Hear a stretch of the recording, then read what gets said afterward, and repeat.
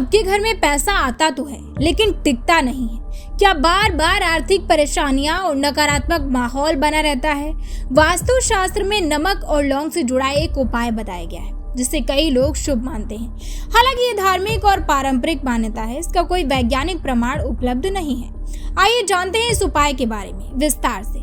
भारतीय संस्कृति में वास्तु शास्त्र का विशेष महत्व माना जाता है।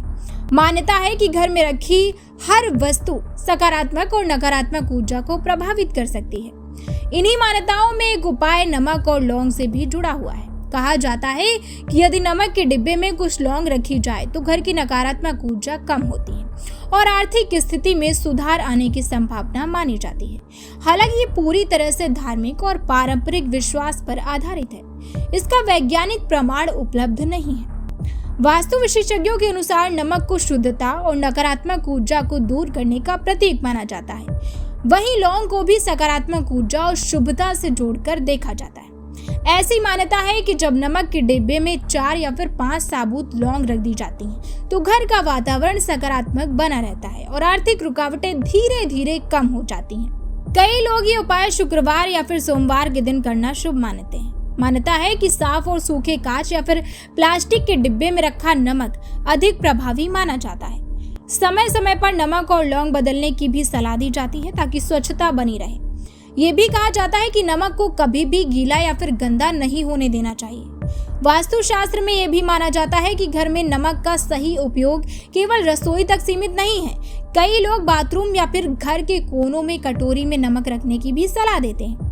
मान्यता है कि इससे नकारात्मक ऊर्जा कम होती है और मानसिक तनाव में राहत मिलती है। हालांकि इन दावों की वैज्ञानिक पुष्टि अभी तक नहीं हुई है। धार्मिक मान्यताओं के अनुसार आर्थिक समृद्धि केवल उपायों से नहीं आती, बल्कि मेहनत, ईमानदारी और सही वित्तीय प्रबंधन भी उतने ही जरूरी होते हैं।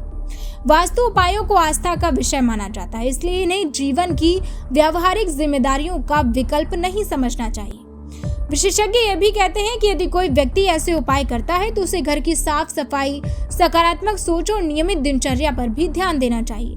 स्वच्छ और व्यवस्थित घर न केवल मानसिक शांति देता है, बल्कि बेहतर जीवन शैली अपनाने के लिए भी प्रेरित करता है।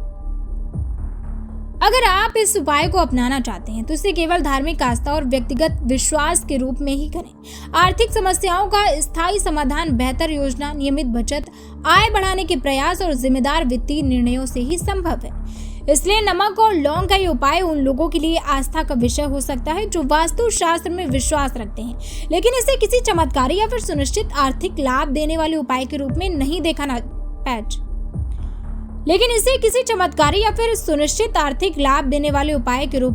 देखा जाना चाहिए।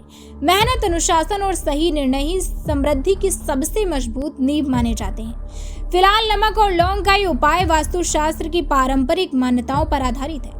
इसे अपनाना या ना अपनाना पूरी तरह से व्यक्तिगत आस्था का विषय है। किसी भी आर्थिक समस्या के समाधान के लिए व्यावहारिक वित्तीय योजना और मेहनत सबसे महत्वपूर्ण मानी जाती है।